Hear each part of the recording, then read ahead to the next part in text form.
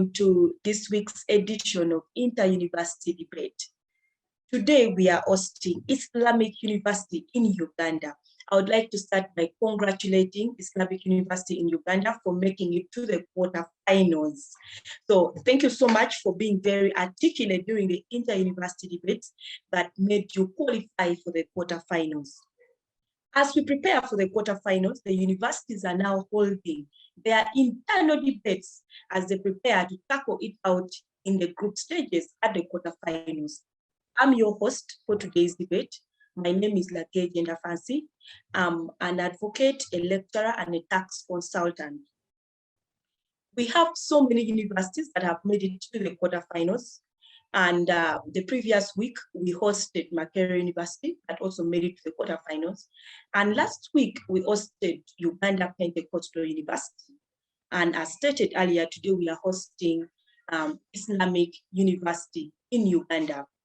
Among other universities that have made it to the quarterfinals are Kabale University, Magala University Business School, Kampala International University, Mbara University of Science and Technology, Nkumba University, UCU, Cavendish University, and Busitema University.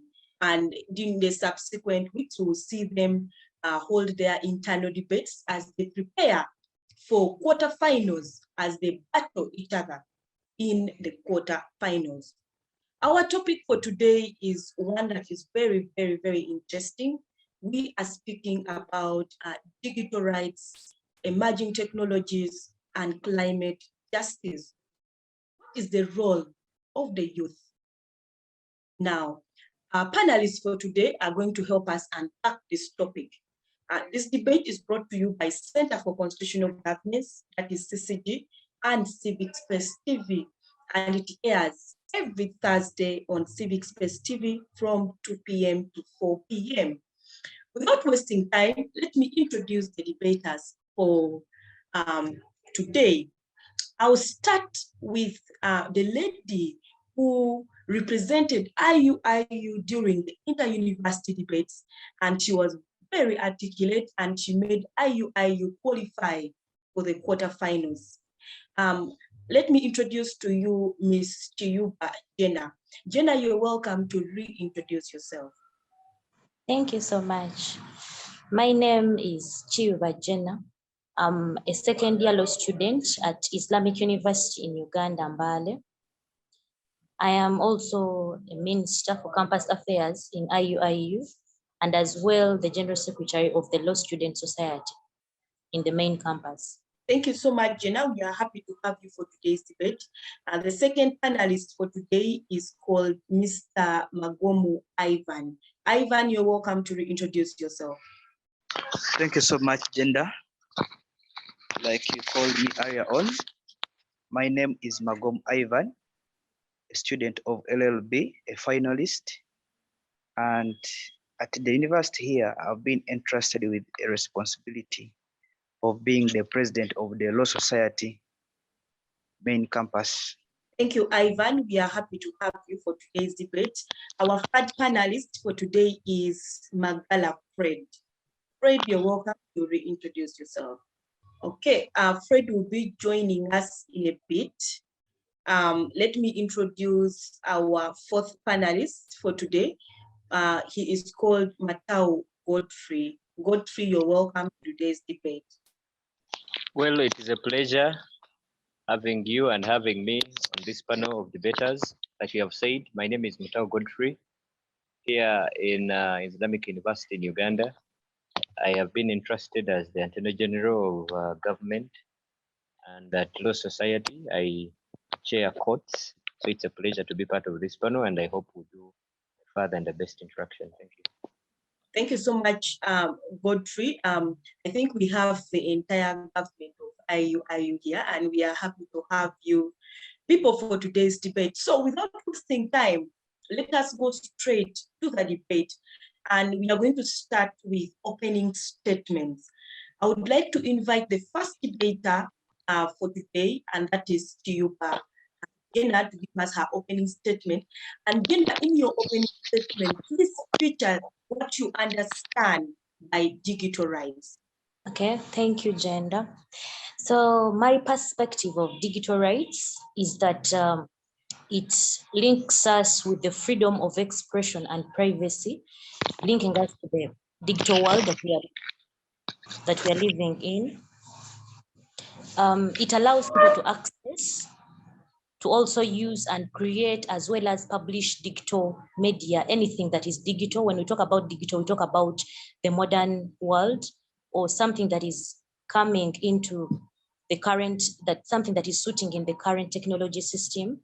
And currently we are developing a lot of digital platforms. We are developing a lot of digital platforms. For example, we have the universal and equal, for example, we have the API, we have the AI, we have quite a lot of digital platforms that we are developing. And when you talk about digital rights, these are the rights that help us to freely access those specific platforms. For example, we can have the universal and equal access, where everyone can have equal access or universal access to any type of digital information that they need. We can have the right to privacy of our information, where, so literally when you're talking about digital rights, we talk about the right of someone to enjoy the digital world that is evolving. And we include right to be forgotten, where you can have the right to delete what you do not want to exist anymore on your account. We can have the right to anonymity, where you do not want to expose who you are. So basically, digital rights, just like any other human right, we can have like freedoms, rights. So digital right is such a right that enables us to deal freely with the digital world that is evolving and growing. Okay, thank you so much, Jenna, for that opening statement and a clear definition of digital rights according to your own understanding. Our second panelist who is going to give us his opening statement is Magomu Ivan. And Ivan, in your opening statement, please feature your understanding of emerging technologies. You have the floor, Ivan. All right, thank you so much again. Like I was saying, the topic on emerging technologies is such an interesting one, which everyone should interest themselves in knowing. Well, for starters, emerging technologies can be divided into two, whereby we have existing technologies which have not been used, or which have been used on excess capacity. And also we have these technologies which are just emerging. And like technology has its definition, these are scientific ways of improving and or doing things in a more easier way. For instance, examples of emerging technologies are in very many ways. For example, we have virtual reality, we have automated journalism, we have community outreach programs, to mention but a few. Emerging technology has been embraced by fast developing countries, much as our country is quite lagging behind in embracing them. For example, fast or top class media houses have embraced automated journalism, whereby it has helped them capture information when it comes to weather, sports, and very many other things that they use emerging technology, where they use robots to capture data in a very fast and efficient way of getting information. Whereas when it comes to our country here, Uganda, we have not yet embraced automated journalism. However, there are people who have tried to embrace community outreach programs and apps. Throughout these apps, people can access data and information from communities which can be used in development and also improve service delivery. Like they say, change is inevitable and all people should change. Therefore, it is high time that we also embrace these emerging technologies, because they are proved efficient and much as they are costly. But I believe that if they are taken on, they can efficiently improve very many things, ranging from the education sector, from human rights, just like my friend was talking about digital rights. There are these rights now which are emerging. For instance, when it comes to the rights on cyber and the computer use, We have the laws in place like Computer Misuse Act, but it does not cover very many rights and obligations because of the emerging technologies which come in place.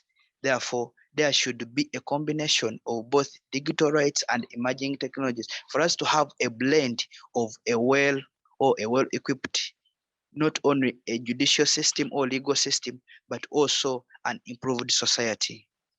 I thank you. Thank you so much, Ivan, for that elaborate opening. Let's move to Godfrey. So Godfrey, it's time for you to pass your opening statement, and in your opening statement, please feature what you understand by climate justice. Godfrey, you have the floor. Well, thank you very much again for the opportunity given. I want to join my colleagues in making my opening statement. We're speaking about climate justice as one of the most important aspects on this panel. And I would really, before I make a large move on making a definition on that, society can only move, everything can only base in the world when the climate is at par. When we look at climate justice, we look at an agenda in its entirety and totality to address aspects of global warming. You know, global warming is something very important.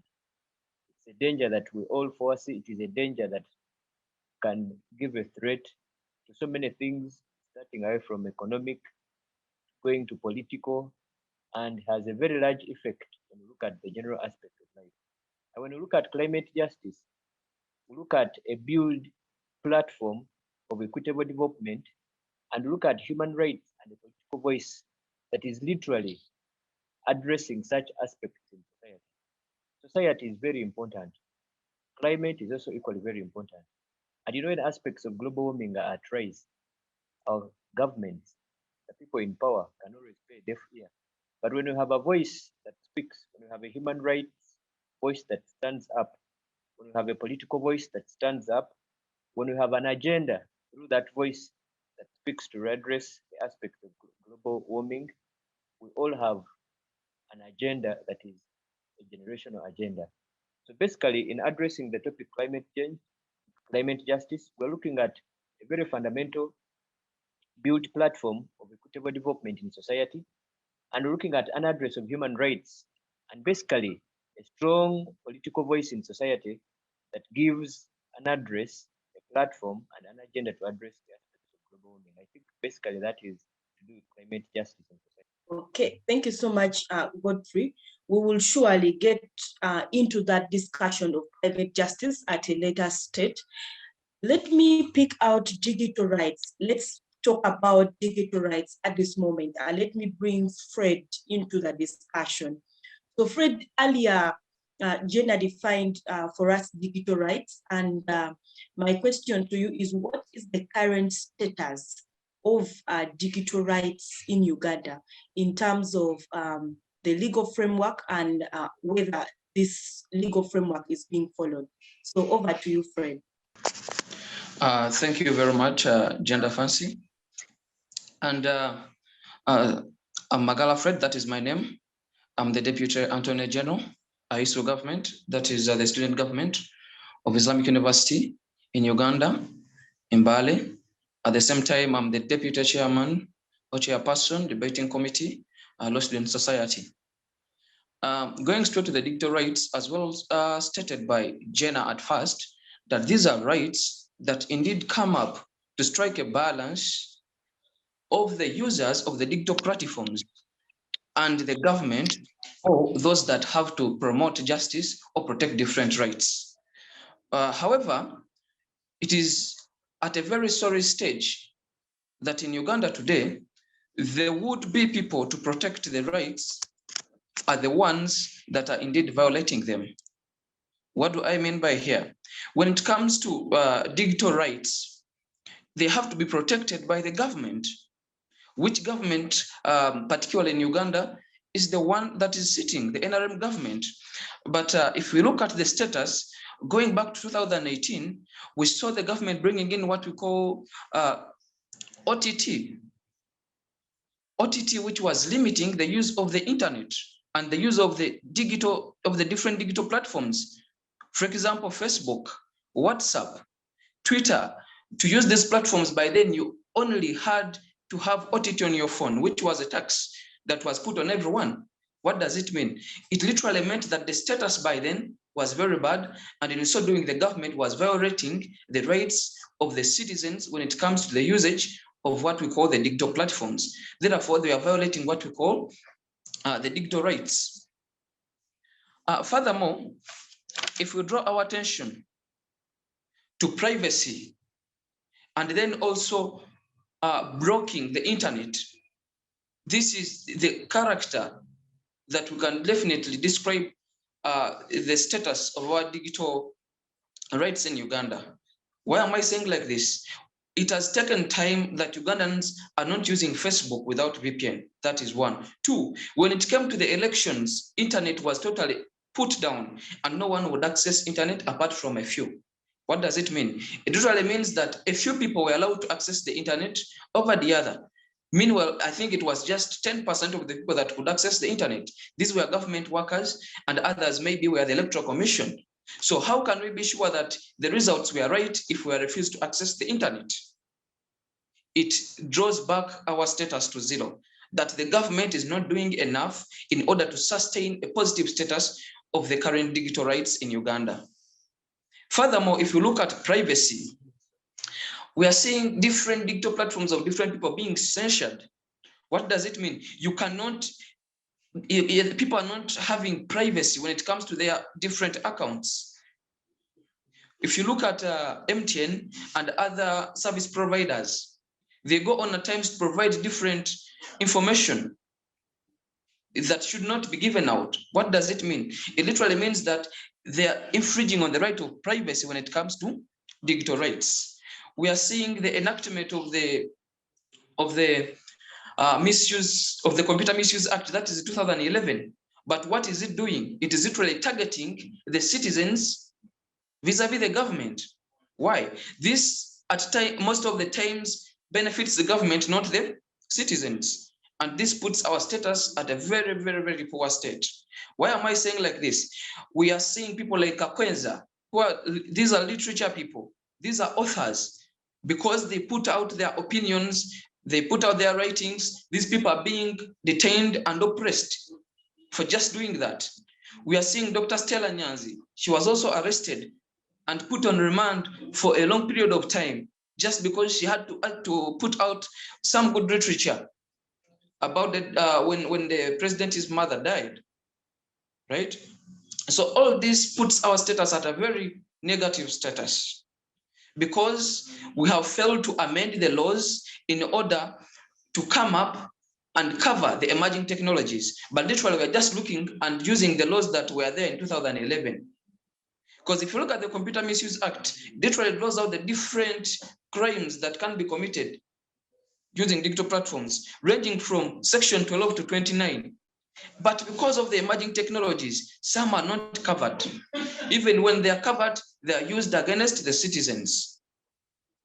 So therefore, Madam Jena Fancy, I cannot put out the numbers, but all I can say that the status is really poor and it is negative. It might be positive to the government side, but then when it comes to the citizens, they are oppressed. When it comes to privacy, it is not observed.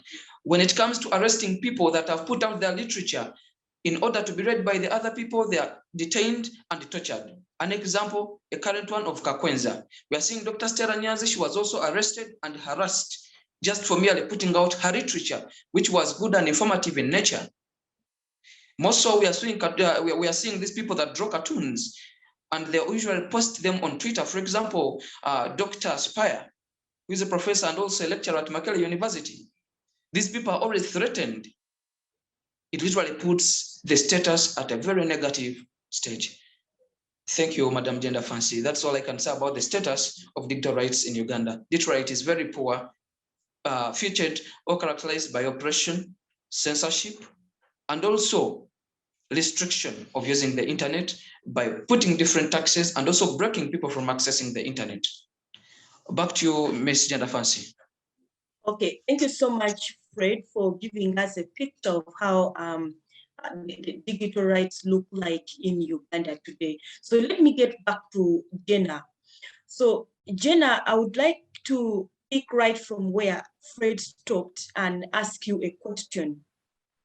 Do you think that it is important to put limitations on digital rights? My perspective of limitation on digital rights is that there should be limitation on the access to digital rights or on the digital rights, simply because we cannot exist in an absolute world where everything is as absolute as we want it to be. Otherwise, other people are going to be hurt because of our way of operation of the digital rights. Because trust me, if the right is that you do this and this and this, and there is no limitation, definitely people will hurt each other because no one is going to say anything about what you do.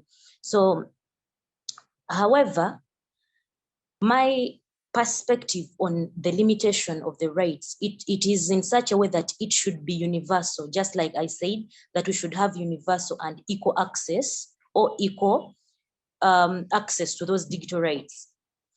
I mean, there are people who are doing something and there is no reaction to what they are doing.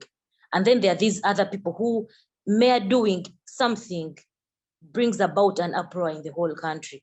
So trust me, we should have the limitations because, for example, we have the right to privacy. If we are in such a nation that digital rights are absolute, if we are in such a nation that digital rights are absolute, it means that we are going to face challenges where people are going to hack into other people's computers, because when we talk about digital, we're talking about computer use and other electronic devices. So if everything is as absolute as we envision it to be, which is not realistic, it means people's right to privacy is going to be, infringed on. For example, people who use WhatsApp GB, some type of WhatsApp, you have deleted something and this person continues spreading something that you have deleted. Yet the thing is that you have the right to be forgotten, where you can delete anything that you want to delete from internet. So digital rights should be limited, but the limitation should be equal and it should be universal, applying to each and every individual, and not bringing about a specific limitation and exaggerating it to infringe on people's rights. So the Ugandan, in case if Uganda is to use the limitation of the digital rights, they should be defined definitely, where they should put clear grounds on which rights and how far those rights exist. And in case someone does this, not coming out of the blue, because trust me, many people post a lot on social media, many people do cartoons, many people comment a lot about anything. But if you say that you're only getting, for example, just like Fred said, you're looking at Kakwenzi, you're looking at Selanyas. I mean, there are other people who are doing the same thing that they are doing. And actually, sometimes these people forward screenshots of other people's posting. When they post something, then these people just screenshot and put on their own platforms, which means it was not their opinion. It's just an extension of opinion. Therefore, my view and my stand is that there should be limitations, but they should apply to each and every person, and they should be defined definitely. Okay, before I let you go, Jena, and I move to Ivan, let me just ask you one more question. So you said that we should put limitations on these digital rights. And my question to you is, what kind of limitations should we put? Because at the moment we are seeing there's a Computer Misuse Act, and we are seeing police has a whole department that handles cyber crimes, but these things are still happening. So my question is, what limitations do you think should be put in place so that we can end these issues of cyber harassment, cyber bullying, and all the vices that comes with digital rights? The limitations, as I earlier said, is those limitations that are existing should be defined. And actually, just like you see, the URA is trying to teach us tax education. They are coming up to teach us tax education, why we should pay taxes. I mean, National Forestry is telling us why should we go green. Youth Go Green is coming up with different strategies. So the same thing, the way there is sensitization of those things that we want to develop. For example, if you're looking at climatic change and we want to change the climate, let us as well, on the limitations that we have put up in the Computer Misuse Act, they are not defined definitely. So the limitations should be defined in such a way, and even sensitization should be further done to let us know, because I am speaking as a law student who has access to the acts that you're talking about, but I mean, there is my mother who does not know anything about the law. So sensitization, just like it is done in other sectors, it should be done, and the rights should be, the limitations should be addressed expressly. Thank you so much, Jena, for that submission. Let me move to Ivan and bring Ivan into the discussion. So Ivan, Jena thinks that these digital rights should be limited, and she gave us very, very clear reasons and how the limitations should be brought in place and what kind of limitations. Now moving to you, do you share the same view with Jena, or do you have a different view when it comes to digital rights and its limitations? I want without any, I want to distance myself from Jena's submission and the view that there should be a limitation on digital rights. And firstly, I want to inform her that the limitation is already there. Starting from Article 29 of the Constitution, which is not absolute, Computer Misuse Act, Right to Information Act, which provides for the nitty-gritties of access to information and how to use it. The limitations are there. And to justify the same, these limitations have been used on people like Stella Nyanzi, Kakwenza, and other people who have misused digital rights. The reason why I disagree or distance myself from Jena's submission is that there is a very slim line between limiting rights, digital rights, and the censorship of digital rights. So what Jena is trying to portray here is censorship rather than limiting. That is why I'm going to opt for the implementation of the current or the existing limitations, because the laws are there. And unlike Jena, I want also to put it right that the Constitution provides for the people to know it, and the government should tell people about it. And one way is through implementation of the law. And besides that, people know since it has been implemented on others. However, there has been laxity in this police department when it comes to implementation. That's why we are seeing existing, and these things continue to exist. People continue to misuse the internet and yet we have the laws. The reason is that we don't have the limitations. Even when we bring on board other limitations, these things are going to exist unless there is a political will and there is also an obligation, which is deliberative, concerned with implementation of the limitation. Otherwise, if we bring on board other implementations, we are instead going to deprive or to censor people from using these digital rights. Therefore, I want the legal enforcers or the law enforcers to go ahead and implement rather than bring on board other limits. I will also borrow a leaf from Jena is that sensitization is key, since it is the government's obligation to sensitize people about the existing laws. But the most important part here is to implement. In case someone has misused the law, let there be an implementation on those people. Unfortunately, this implementation is being put in a way that it is targeted to other people, because we have had very many people who have misused the internet because they belong to the other side of the ship. They are not being brought to book. And other people, because they belong to this side of the ship, they are being brought to book. Firstly, let there be fair and equal apportionment or application of the limitations or the laws that we have in place. Other than that, I don't see any justification why we should limit digital rights, because they are already limited in nature, because ranging from banning other digital rights like Facebook, bringing on board like taxes like OTT, and currently we have a 12% tax on every data you purchase. These are already enough limitations. What is lagging us behind is the implementation of these limitations.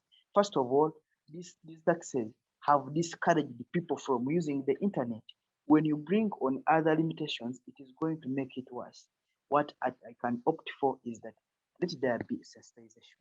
Let there be proper implementation of the current limitation, because they are enough. Back to you, Gender. Okay, thank you, Ivan. Before I let you go, I would like to ask you one more question. You talked about the current limitations that exist in the legal system. So do you think those limitations are justified? Yes, they are. Much as the only reason is that the only problem with the current legal system or the current legal framework on digital rights is that they target specific people. Otherwise, if there was fair apportionment of those limitations, I don't see any other problem. I justify them, because if Stella Nyanzi has, through the digital rights, violated the rights of the president, let her be brought to book. The same thing should happen to Osima Alexis, and the same thing to the other one and the other. To me, they are justifiable. The only way is to put right the form of application. Okay, thank you, Ivan, for your very brilliant submission. Let's move to Godfrey. So Godfrey, we have listened from the other panelists, and my question to you is, how do we make the digital space more safe for the youth in Uganda? Come again, can I hear you? Yes, my question to you is, how do we make the digital space more safe for the youth in Uganda? Well, my colleagues and the fellow panelists have spoken a lot about the digital rights. The question at hand is, how do we make this digital space fronted to the youth? How do they use it? How do we make it more safe for the youth in Uganda? Now, the debate is centered on understanding so many things. My colleagues have spoken about digital rights. They have spoken about how to make media, of course, media is something that you cannot do without. The youths, these people make up a very important percentage in this country. The youths are also very important persons, and you cannot separate the youths from the digital. So how do we make it safe? Number one, can we look at, first of all, outlining a correct and a right platform and procedure of seeing that these people use this space. Already, like my colleagues have submitted, their rights, the media exists.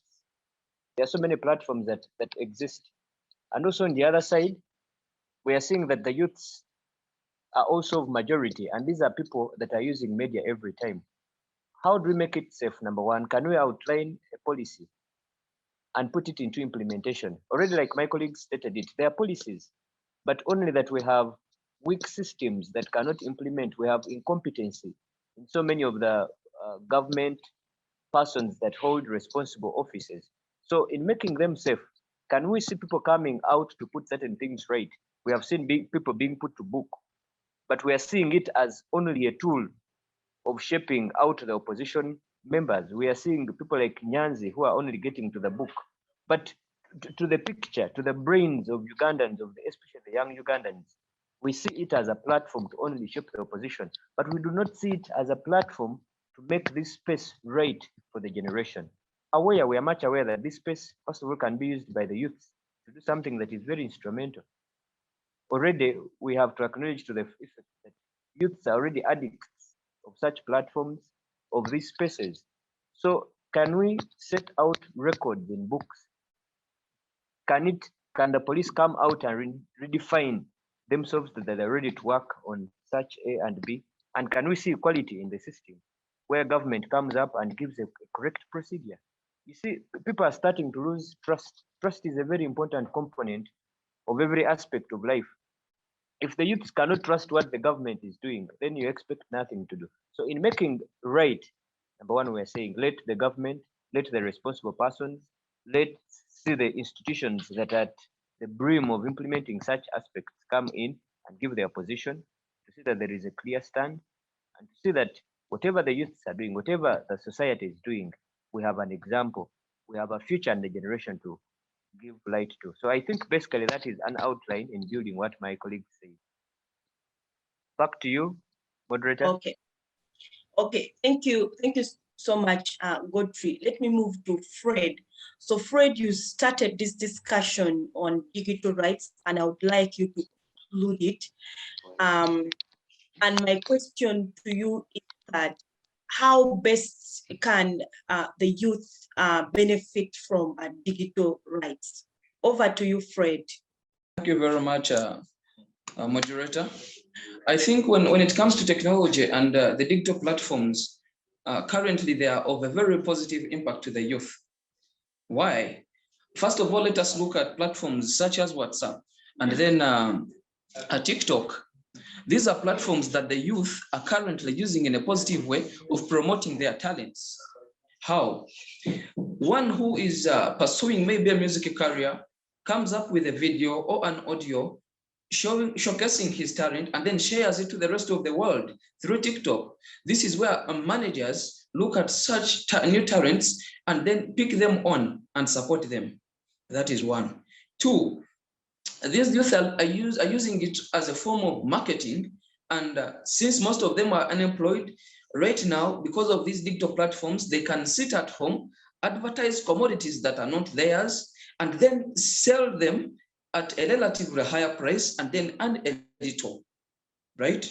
What does it mean? It means that now it is taking away what we call a capital imbalance, that a youth literally in Uganda who must be in between the age of 18 and 30 does not have 100 million to start up a shop in Chikubu. But then this youth can afford data of 1,000, which is maybe 500 MBs on Airtel, and then advertise different products from a shop owner, where now he acts as a mediator in between the shop owner and the buyer, and he delivers, then he earns a little. Three, if you look at the youth, we say this is an age in between 18 and 30, literally in Uganda.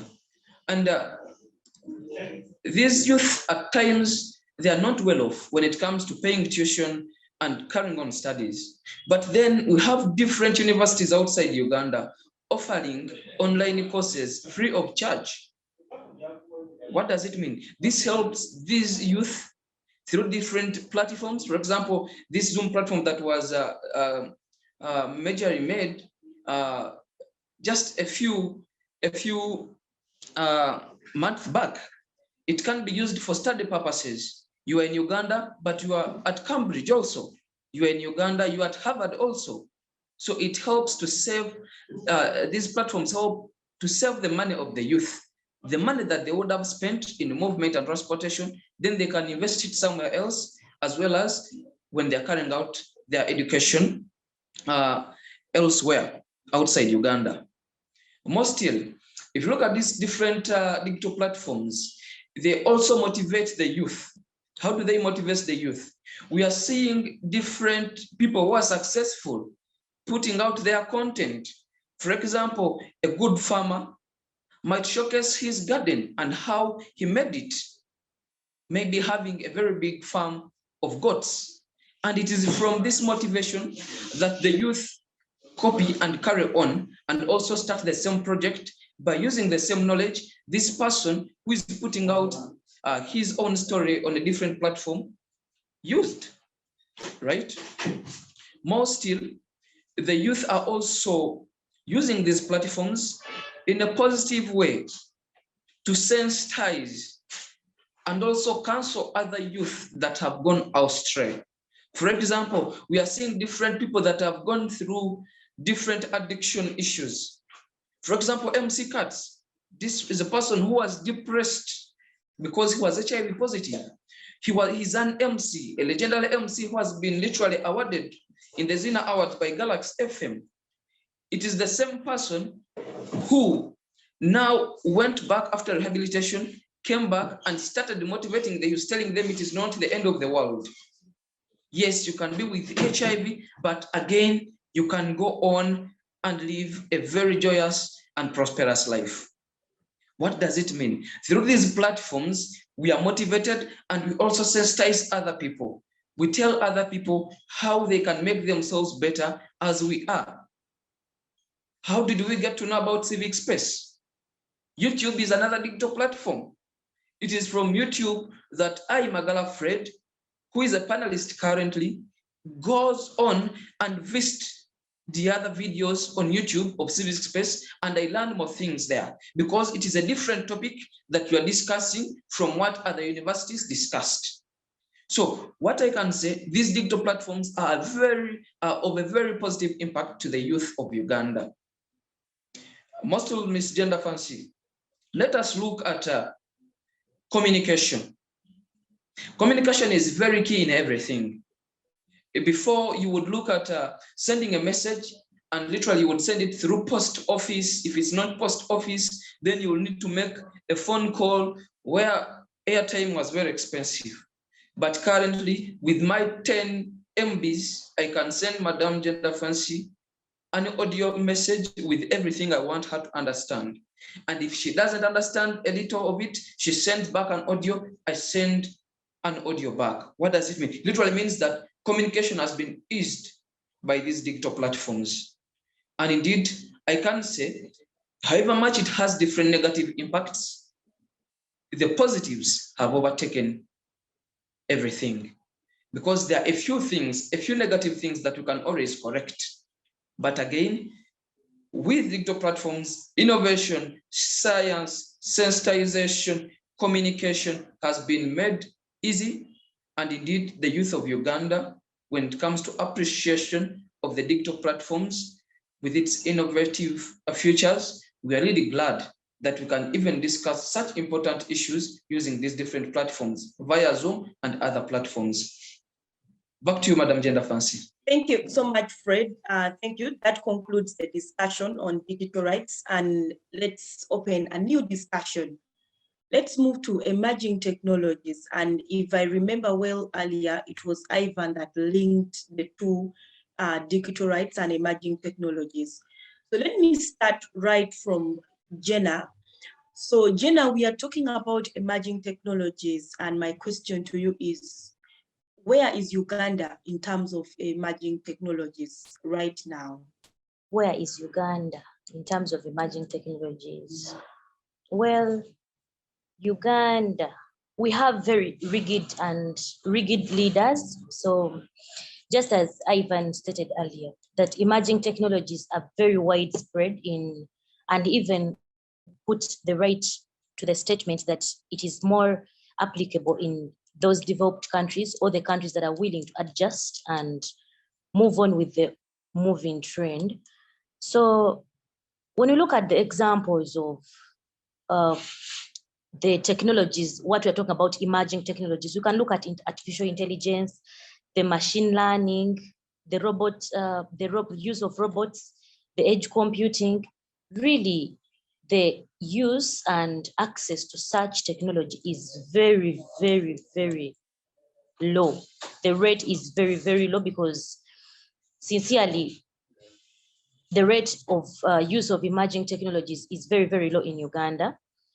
And I would say the only things that we are actively using currently are the online shopping, on maybe getting online transportation, where you can hire transportation online, but really we do not have the robots in Uganda. And one thing I would say why emerging technologies are not being appreciated in Uganda is because of the education system, whereby the fact that these technologies are being developed by students of other universities in another part of the world. Uganda's education system has exposed us to such a nature that we only consume what we are given. We are not being exposed. Therefore, emerging technologies, the use and access to that technology is really, really limited because we do not actually, most of us do not even know that that technology exists. we are not, even the persons who are supposed to let us know of existence of such technology are not aware of it. So the rigidity of us, the Ugandans and our leaders, is what is bringing about the emerging technologies not being very applicable in Uganda. Okay, thank you so much, Jena. Let me move to Ivan.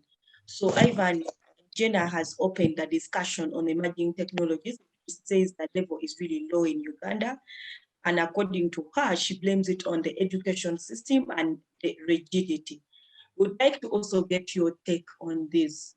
What are the hindrances when it comes to emerging technologies in Uganda today?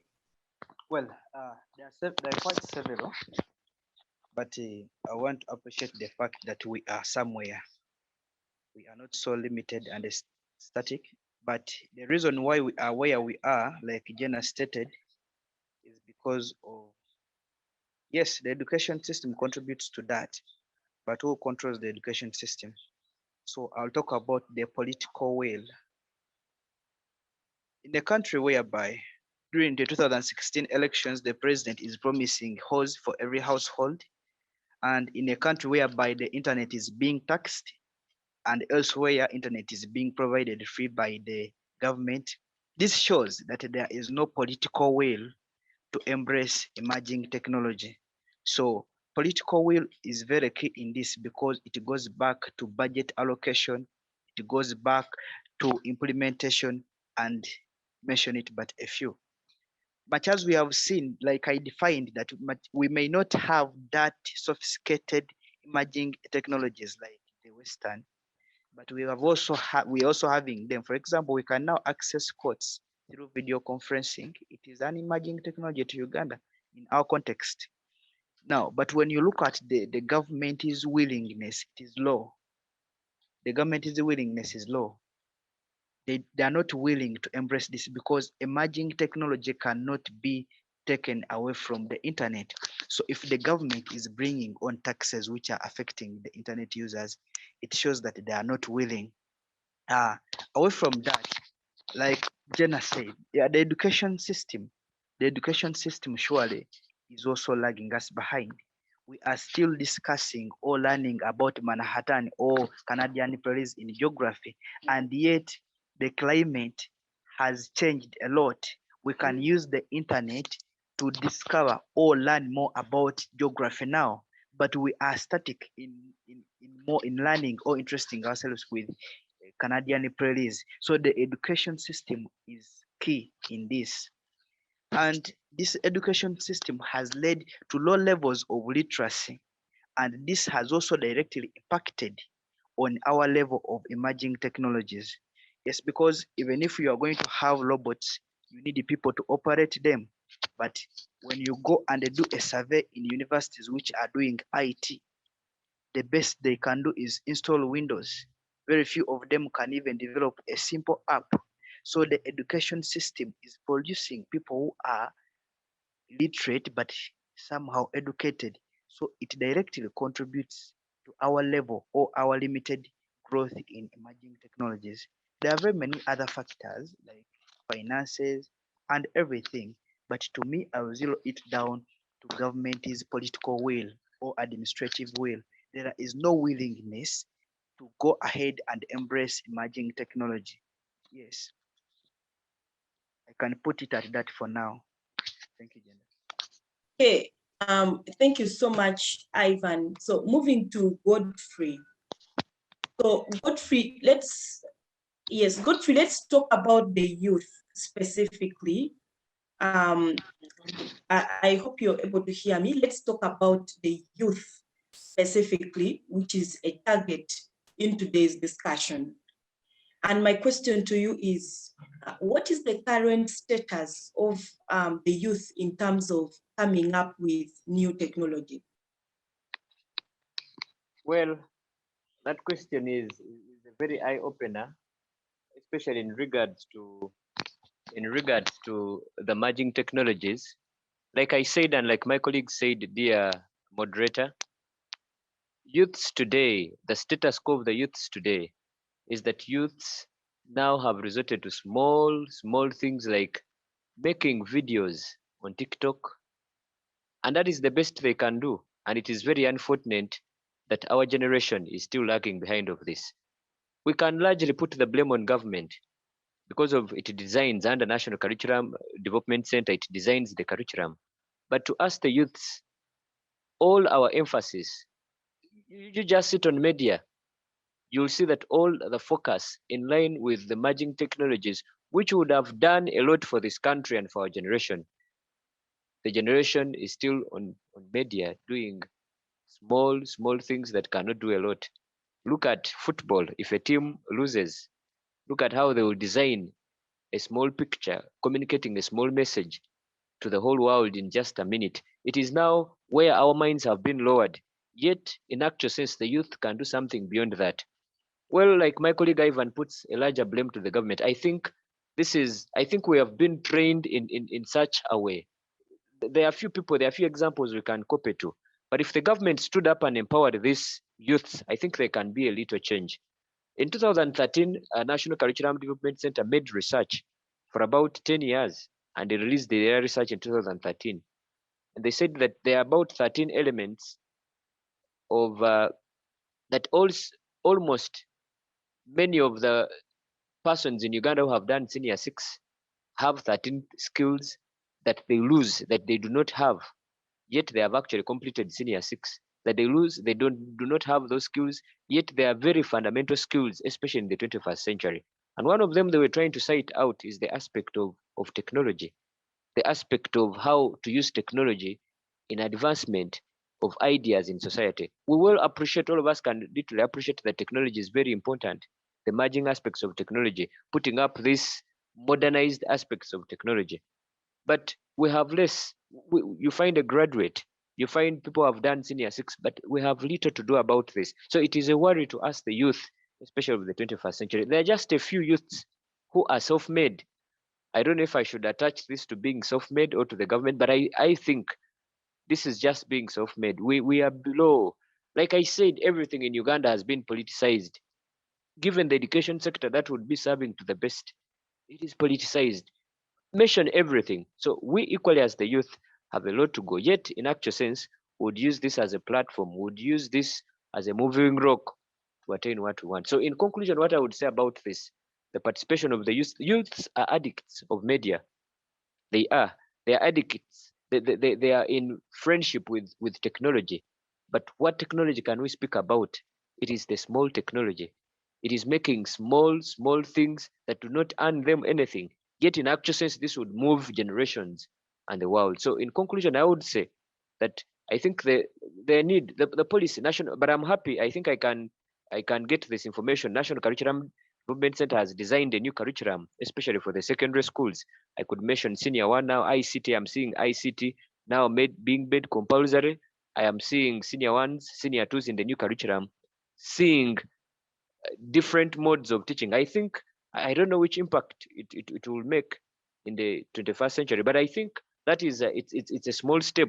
But again, like I said, there is a lot of politics even in the curriculum. So this is what is killing everything. And you know, when politics enters everything, you cannot have really a sober society.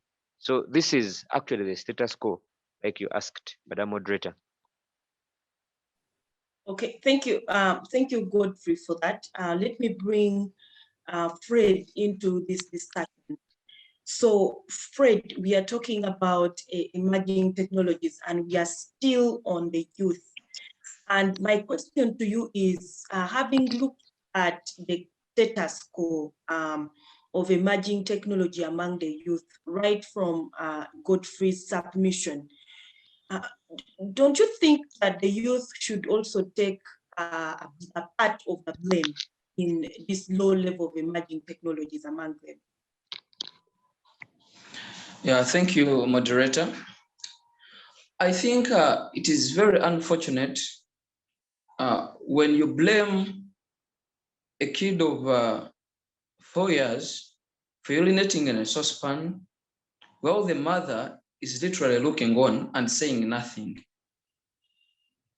What I'm literally meaning is that it seems our leaders are comfortable with us, the youth, being less innovative.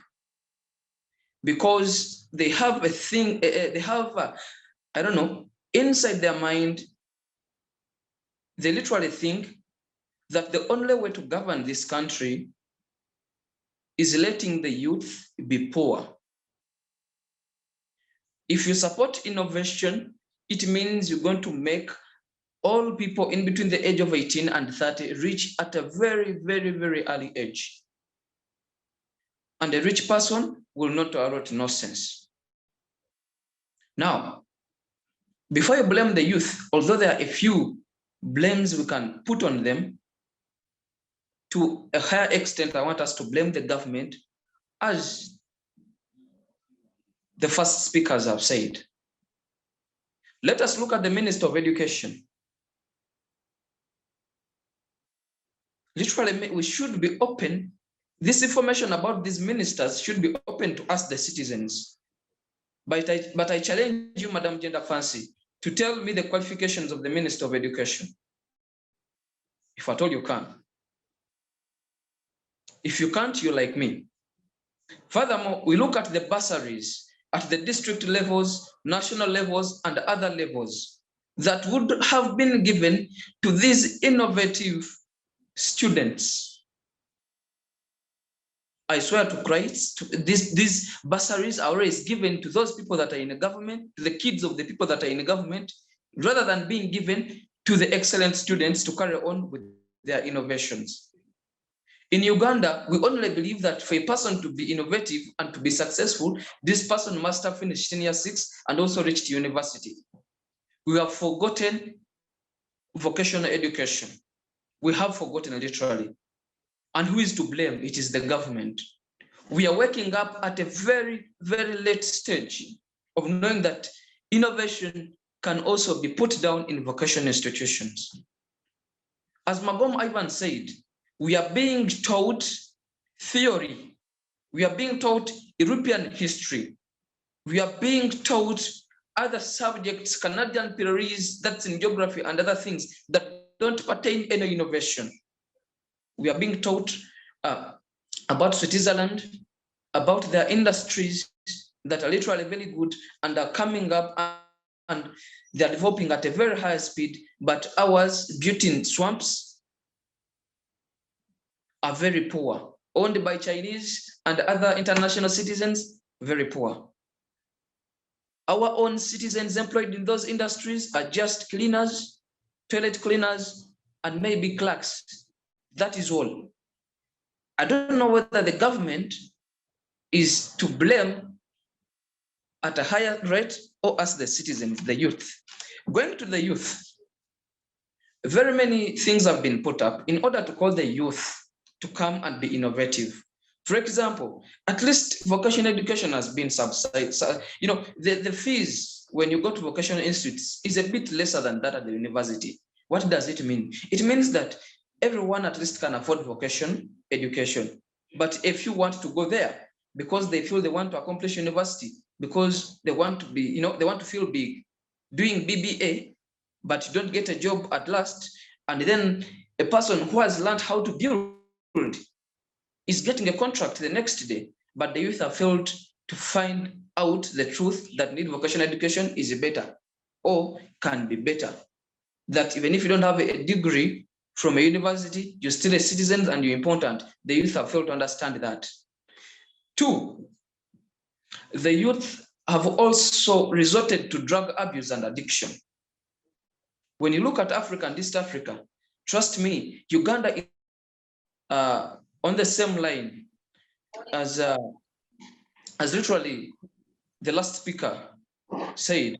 Most of the youth have resorted to hooliganism and resorted to minor things, making TikTok videos that are less important while they are naked and making different challenges of unreasonable things. Trust me, a person who is focused to be innovative or to come up with something, even if it is in the entertainment industry, this person has to be well focused and has to have a plan and a goal. But most of the youth, even when they're using these platforms, they don't have a goal, they just use them for entertainment.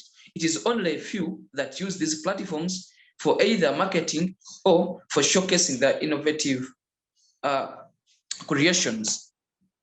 More still, the youth have resorted to using the digital platforms or the emerging technologies for defrauding others.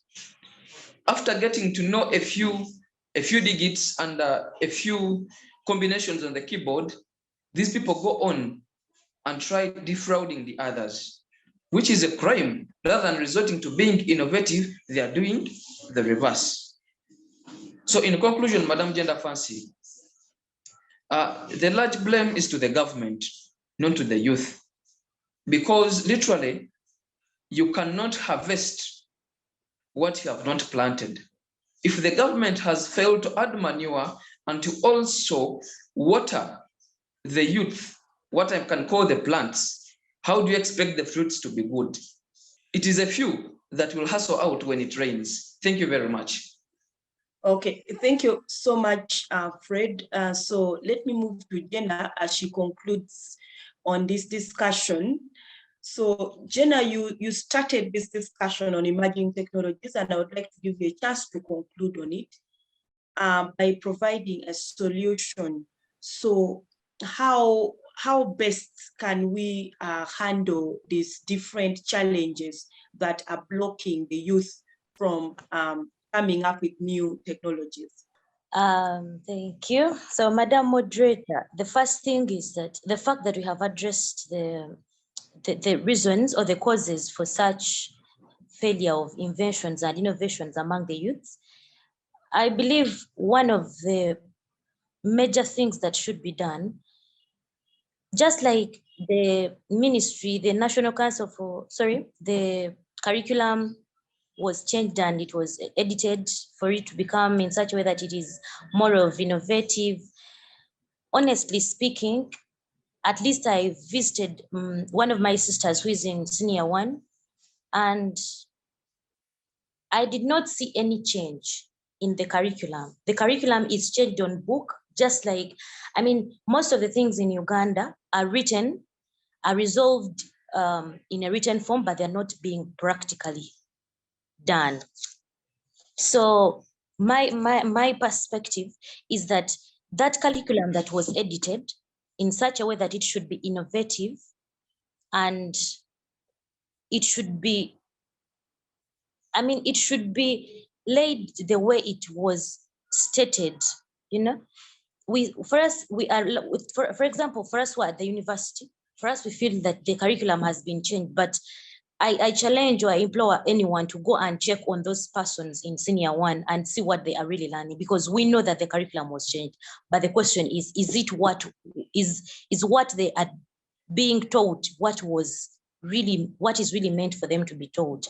So the first thing is enforcing, just like, you know, most of the things in Uganda are already existing, but the enforcement is the challenge. So the thing is enforcement of that curriculum that was promised, not what is being taught currently in senior one and senior two, because they are learning, but there is no difference except doing the GPA stuff on marks, obtaining marks, but there is really nothing that has changed. So I implore that the government enforces the mode of education that they have put up. Then secondly, I would advise the youths, ask the youths who have gotten a chance to be exposed to the technology that we envision to have in our country, to send it to sensitize other youths. Because trust me, the government we are living in, except if anything changes, but there is nothing that is going to change. So they are not going to come and teach us how to use technology. They're not going to teach us because literally we already have debts. And our teachers that are teaching us the technology that we would send, maybe they're ICT teachers, they also do not know what they are doing. So they do not know anything about the technology that we want, that we are envisioning. So the youths who have gotten a chance, that they have been exposed to such discussions, they can sensitize others, because the government will not sensitize us, trust me, except anything, but they will not sensitize. Then the last thing is that the youths who have gotten a chance to be exposed to work on it and stop thinking that it is going to happen. I mean, this issue of postponement, you know, the challenge with us, most of us, is that we speak a lot and we do not act. So I implore that the youths stand on their own. they should stop, or we should stop this issue of we wanting the government to create opportunities for us, or sensitizing us or teaching us anything, and we just stand and start inventing and innovating ourselves. So thank you, Jena, for your brilliant submission. So that concludes the discussion on emerging technologies. So let us move to climate justice, which is the last thing that we are looking at today. So Ivan, let me start with you. So Ivan, my question to you is, as a country, where are we at in terms of climate justice? Thank you, Jenda. I'll try to firstly look at the actual definition or meaning of climate justice. This is a concept that addresses the just division, fair sharing, and equitable distribution of benefits and the burdens of climate change, and how to deal with the repercussions. Now, the question put to me is, where is the position of the country as regards climate change? Well, let us try to look at how we are trying to meet the equitable and the equal sharing of the burdens of climate change. This country does not have anything in place to realize or to react towards the climate change. Rather, we are surviving on God's mercy. Recently, we have had floods, continuous floods in Kasese. We have had continuous drought in Karamoja. And these are all impacts of climate change. But the country does not show any position or any reaction towards combating these things. Rather, they are sitting back. To me, is that the status quo of climate justice in Uganda's context is very poor, because much as there are international conventions which have come up with sustainable goals, but the country has done less to implement such. Looking at the landslides in Bududa, they have continuously happened, but we have not taken any move or any substantive reaction to see that we can have a way of resolving that matter. The best we can do is wait and sit and wait on God's mercy. The same thing has happened to Karamoja. Year in, year out, animals die due to climate change. But the government or the country has not done anything. So to me, looking at burden sharing, looking at benefit sharing, we as a country are doing very bad. We have not taken any substantive step to implement climate justice. Therefore, I would implore the government or the stakeholders to put in place this concept of climate justice, because it is very key, but we have not even learned anything from our experiences. All we do is sit back. So, moderator, I will inform you that my position on your question is that as regards climate justice, we have done very less, and on the scale of 10, I will give it 3. Thank you. Ivan, before you go, I would like to add a question. So according to your submission, as a country, we have done very little in terms of climate justice. And my question to you is, what should we have done? Let us have a policy. For instance, in section 16 of the Water Act, we have what we call the water policy agenda, something like that. But if I can put it up to you, how have we controlled the water levels of this country? So to me, what we should do, or what could we have done, is coming in place with a policy, with a clear vision that with the current statistics, this is how the climate is going to change, and this is how we should approach. You get, for example, let us plant trees in Karamoja sub-region. how are we going to address the issue of floods in Kasese? How are we going to approach the issue of landslides in Bududa? Let us have a policy which is long-term and which is going to work on these issues, rather than coming up with reactionary measures every time we have an emergency. To me, I think that the government, specifically under the Ministry of Water and Climate, they should come with a policy as regards climate justice, which we have not done. And the few that we have done, there is limited or less or even no total implementation of what we have in place. So we should implement, and besides implementing the few that we have, we should have in place a long-term substantive policy on climate justice, which we have not done before. Okay, Ivan, let me not turn it into a cross-examination. Let me bring Godfrey into the discussion. So Godfrey, I would like you to pick from Ivan's discussion and take the cross-examination on his behalf. And my question is, don't we have a legal framework on climate justice in Uganda? Right from starting from international, regional in Uganda, don't we have a legal framework in place? Well, as to whether we have a legal framework or not, I think the question is in affirmative. We have a legal framework. Like I said, everything at least has a framework. We have so many acts, we have so many international conventions, we have so many instruments that are in protection of aspects of climate. We have so many, because it is the center of life. If we are seeing humanity being protected, one of the things that we are seeing is, number one, we have to look at the fundamental aspect of climate. So equally, we have the legal backing, but what is the status quo? I think I would answer this question in conjunction with Ivan's question. There is a certain scholar called Yusuf Serada. He writes a book. This book is called The Snake Farmers, and I think it is a set book in A level. Briefly, in just 30 seconds, in relation to what you have just asked.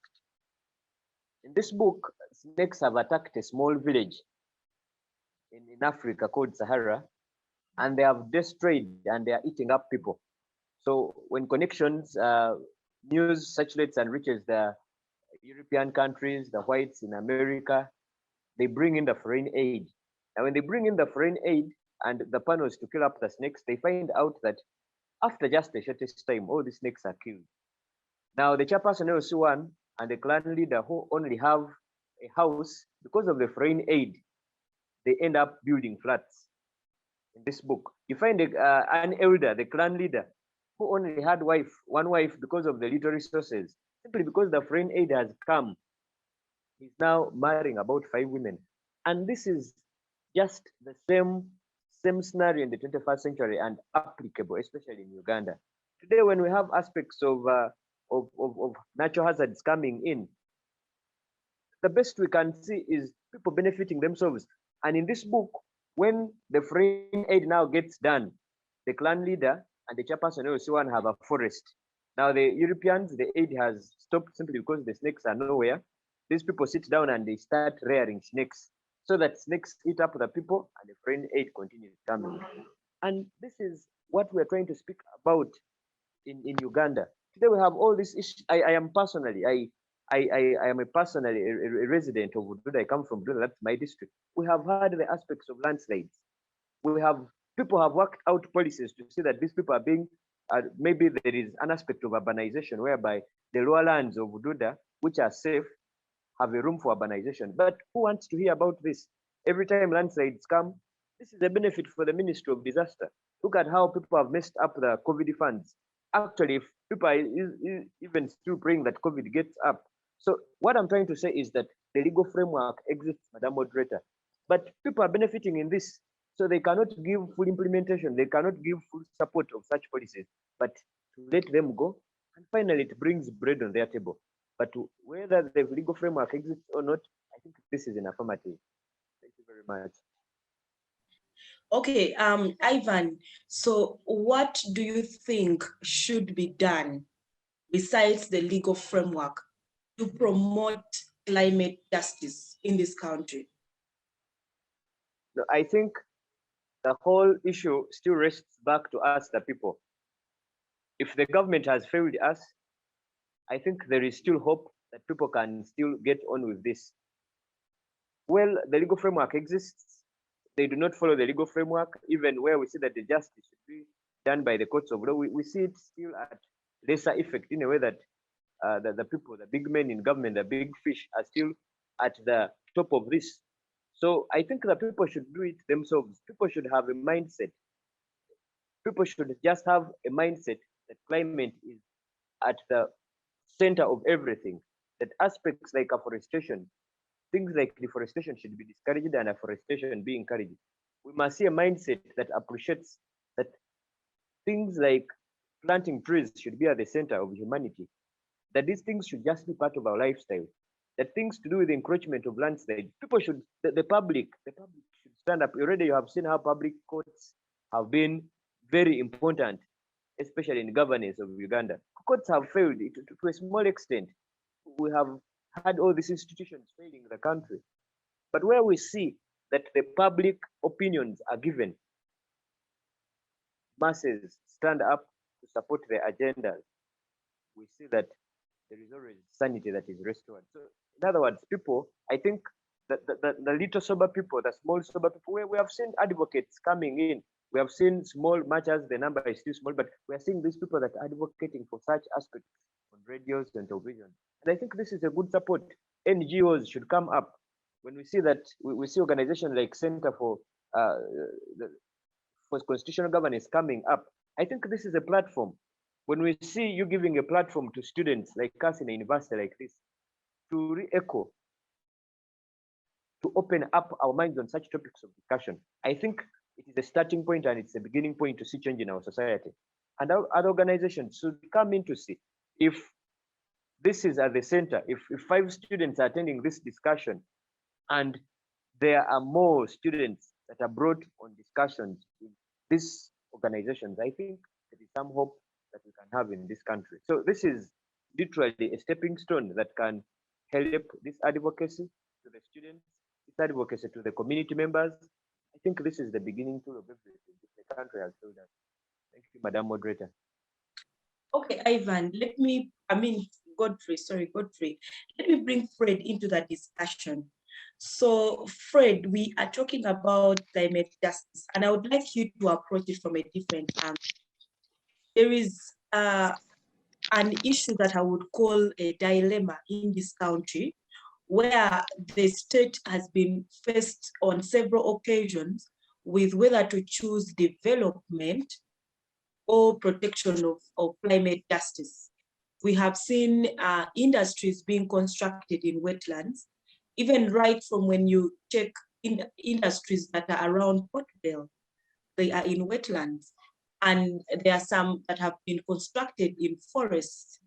So my question to you is, given a position of authority in this country, would you choose to protect climate justice or we go for development? You have the floor, Fred. Thank you, moderator. Why would a state develop an army where it has no citizens to protect? I think that is a question of fact and reasoning. Why would you develop more industries, yet you are losing the climate or the condition that would at least let your citizens stay safe and healthy? What would be the reasons for getting the whole of Namave, giving it to Chinese at most and other said investors, which is predominantly a swamp, and we know swamps are water catchment areas, and when you construct industries in there, it will lead to flooding of other areas, which will bring about diseases, since these floods, that water that is stagnant will act as, breeding areas for mosquitoes and other insects that indeed bring on different diseases. And that would be an infringement on the citizens' rights. For example, the right to a clean and healthy environment. Why would you choose violence over peace? Choosing to construct industries and leaving the health of the citizens in a dilemma is choosing to lead a desert, but not your people. If given authority, as climate justice literally says, I would at least learn to strike a balance in between development and climate justice. How? Well, we cannot chase away development because the world is running at a very high speed. But then we have to make sure that if we use a certain piece of land for industrialization or setting up a building, let us also get another piece of land that has been free. We do the same to conserve the environment. How? If we are building a certain building in a wetland, let us at least try to plant trees in a certain free land in order to compensate for the ecosystem we have destroyed somewhere, which is not literally being done in Uganda. We are building industries in Namave, they are cutting down in Mavida behind our backs and planting sugar canes. As we are trying very much to conserve the wetlands, which are places where birds go on and breed, which birds indeed attracts tourists in Uganda, we have failed to provide an alternative home for these birds. Meaning, we're thinking that we are developing, yet we are just going down or we are stunted. Given a chance to have authority, I would not throw away the development, but rather I would try very much as possible to strike a balance in between climate justice and then development. I'm bringing up another example. Currently, our university, IU, the place that the university is occupying partly is a swamp, but the university is choosing to leave that swamp, which swamp is now used to grow rice, but they are not removing it. And when it comes to a rainy season, you will see that water floods the whole swamp because that is how it has to be. Imagine if that swamp was also built, it means the whole road will flood and also the entire university would flood.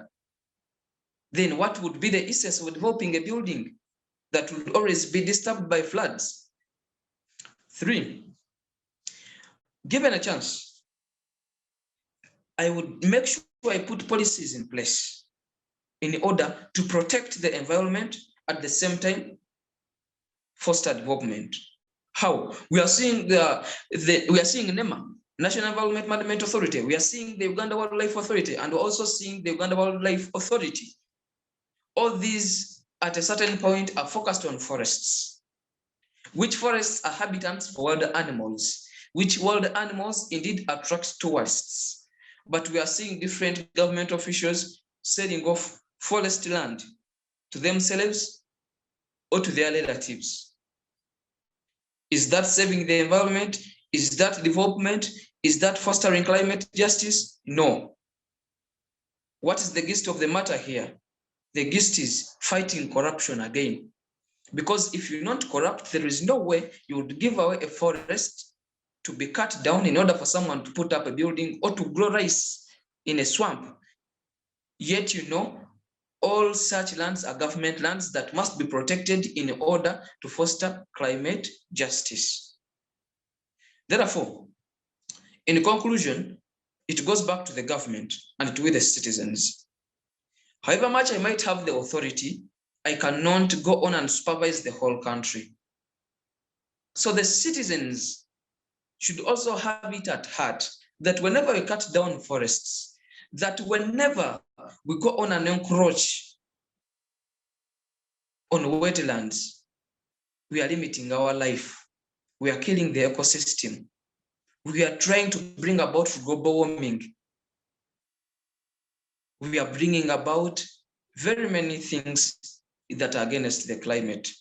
We are changing seasons. Therefore, given authority, sensitization would also be one of the best alternatives to take on.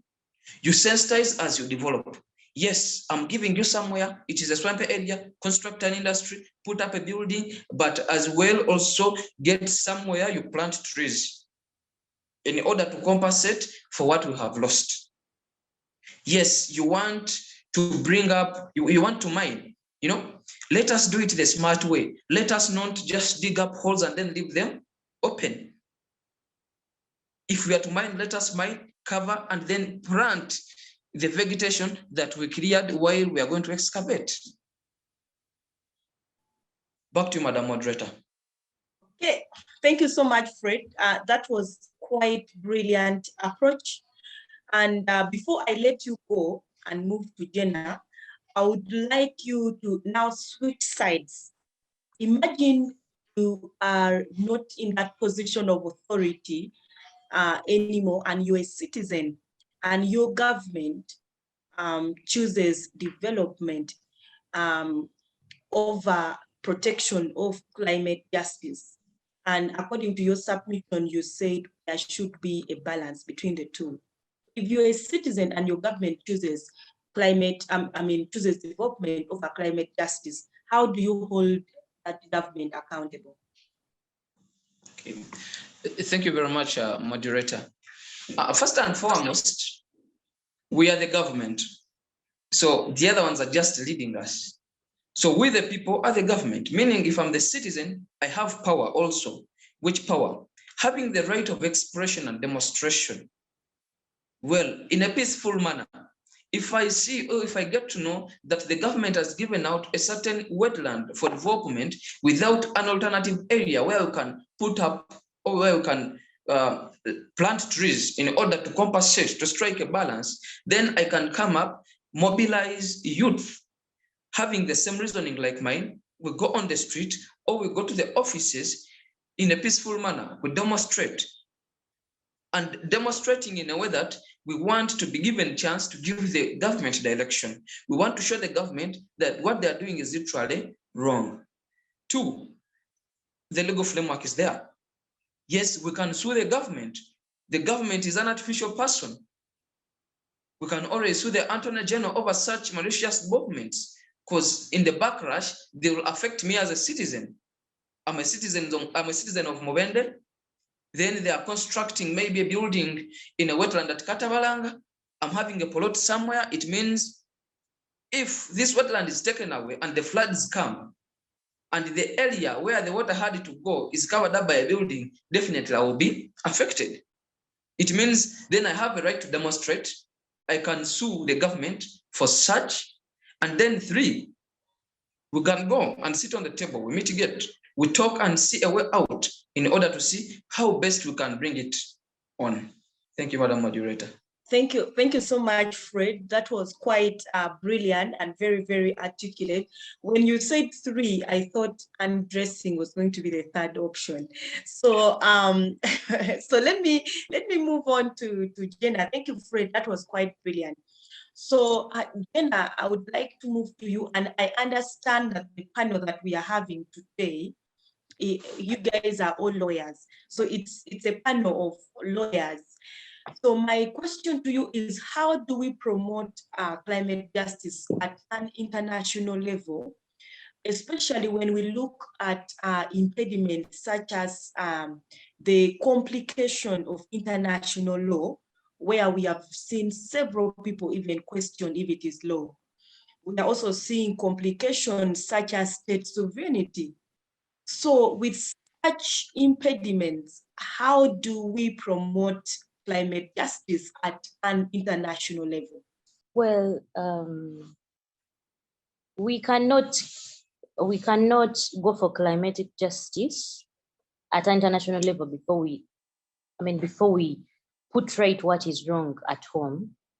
So my perspective is that, just as Fred has said, we first get a way of putting right what is happening currently in Uganda. Then internationally, trust me, reasons why we are not achieving that climatic change internationally is because independent or individual countries have failed to realize the importance of the climatic justice in their specific and respective countries. So my perspective is that we as Uganda, me as a Ugandan, it all starts with me learning about the beauty of climate justice, extending it to someone that someone to also extend it and it becomes something that is domestically recognized, then trust me, if Uganda reaches that status where climate has been done justice, other countries will start looking at Uganda as a case study. For example, just like currently, we look at Rwanda as a case study for Kavera use.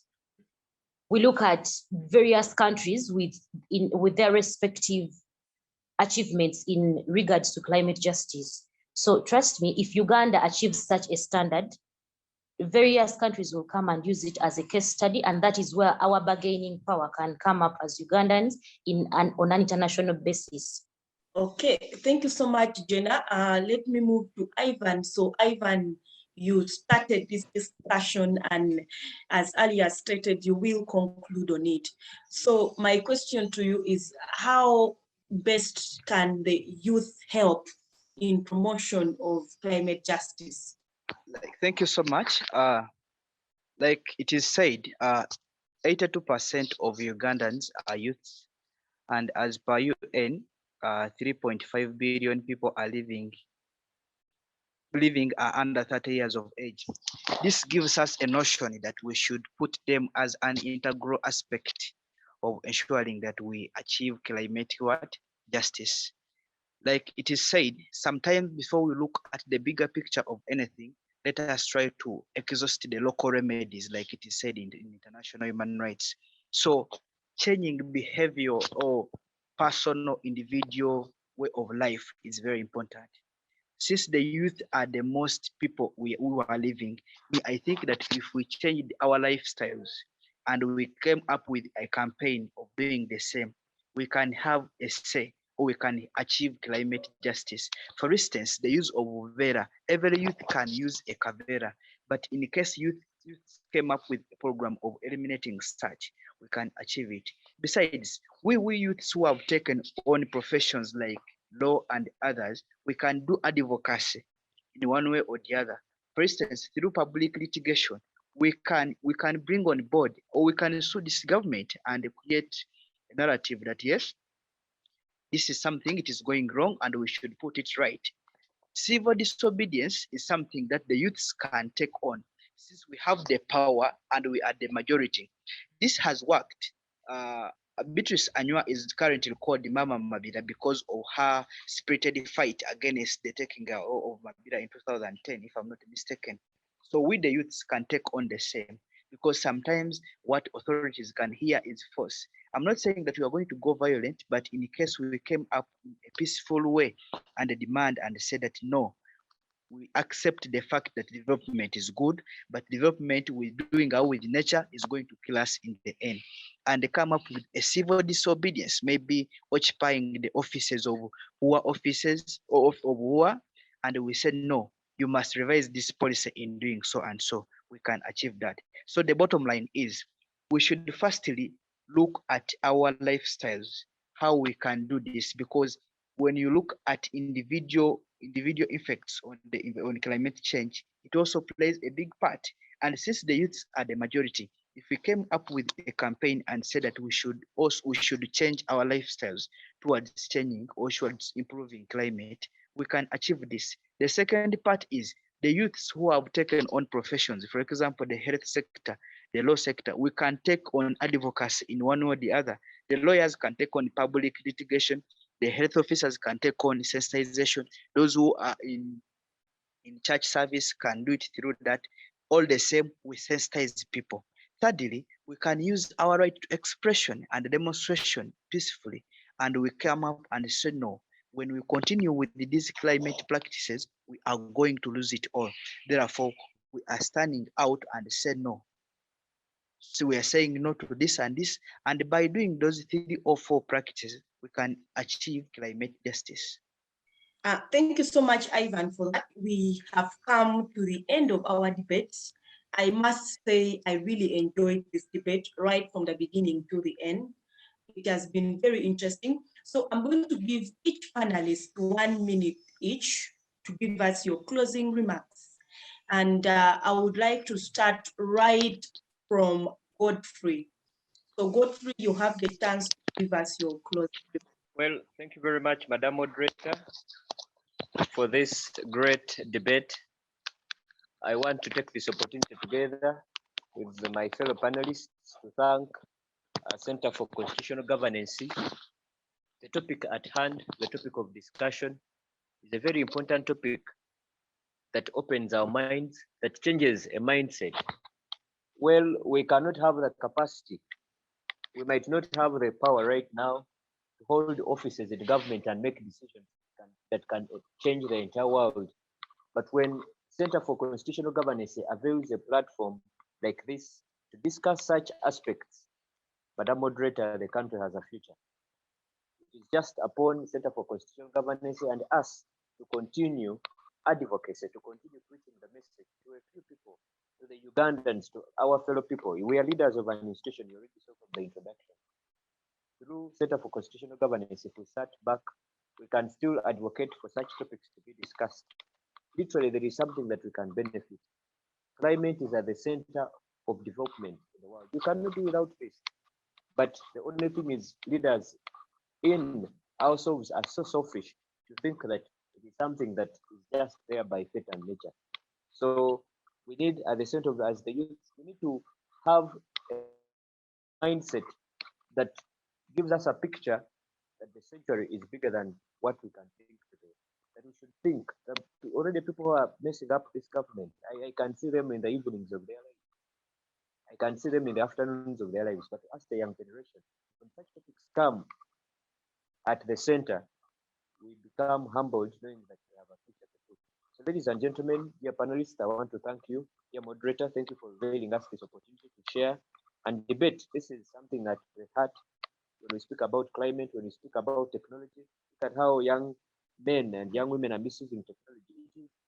It is an opportunity that we should use right now to help us and build a foundation for generations of people. Thank you very much.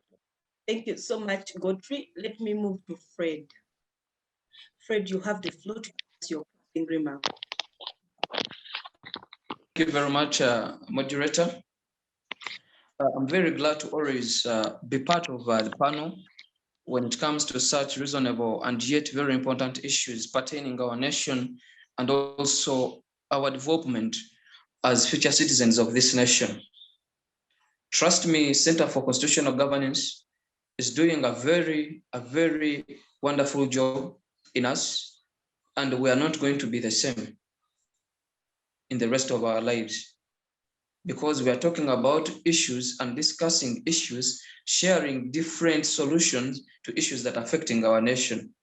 Trust me, if God gives us that life and we make it to where I want to be, we shall be far different, and we shall have respect for human rights, for climatic justice. We shall be able to sensitize others on how to use these emerging technologies because they are coming day by day. We shall be able to indeed foster change in the youth of our generation. Trust me, learning about our environment and giving us tasks of such great topics to research on does not leave us the same, because these topics are not part of our syllabus. But when we are given a chance to research and also analyze and then come and present what we have understood through a question and answer session, through such debates, this is a very wonderful job you are doing to the nation, because it is out of this that tomorrow I'll be able to speak to other youth with the same energy I'm using right now. It will be you that have at least put a stone on me to be somewhere I want to be in the future. Thank you very much, and we shall always be very open to come and discuss different reasonable topics that you always give us. Trust us, we have to win this, and we shall always be focused and ready to present when called. Back to you, moderator. Thank you so much, Fred, and thank you for contributing to this debate. Let me get closing remark from Jena. Well, thank you so much, moderator, and it is an honor and a privilege that I've been exposed to Center for Constitutional Governance. My only word is that us, the youth, should work. Sorry, they say, walk your talk. Yeah, we should walk the talk, because trust me, we have a lot of ideas, the ones we have presented, but trust me, even among us who have just presented right now, you might find someone disposing in Kavera anywhere. So I just pray and implore the youths to walk the talk and not only have the ideas, waiting for them to have positions in government, waiting for them to become policymakers. You can start making your own policies wherever you are. I mean, you can start changing yourself, you can start changing the community wherever you are. So my only message is to the youths among us, we should just walk the talk. That's. Thank you so much, Jena. Last but not least, let's hear from Ivan. To say thank you alone is an underestimate to CCGM and the team. But one thing we want to tell you is that we are more than privileged to be part of this, and we cannot take it for granted. Looking at the topics of discussion today, for sure they have not left us the same, but there's one thing that I've noted: from digital rights to emerging technologies, climate justice, and what youths can do. There is one thing that I can zero down to, that we cannot have these things independently. The best way we can achieve this is by intermarrying or fixing these things together. For example, when you look at digital rights and you look at emerging technologies and then climate justice, if we only merge this with, for example, climate justice and digital rights with emerging technologies, we can achieve a lot in both of those ones. Coupling it up with what the youths can do, I think if we embraced emerging technology and then we also realize what youths can do in their own capacities, we can, one way or the other, far better achieve all these topics. Otherwise, we are more than humbled and exceedingly profound for this opportunity. And we want to make and reaffirm to the fact that whoever you are bringing in front of us will not survive, because we are going to win. Thank you so much. Thank you so much, Ivan, and I will hold you accountable if IU, God forbid, does not proceed to semi-finals. But I know with the level of debate that you guys have had today, I am very, very positive that you will have the same level of debate and progress to the next stage, for as long as you maintain this composure. So thank you so much, our dear panelists, for today's debate. I would like to appreciate, because this debate has been very articulate.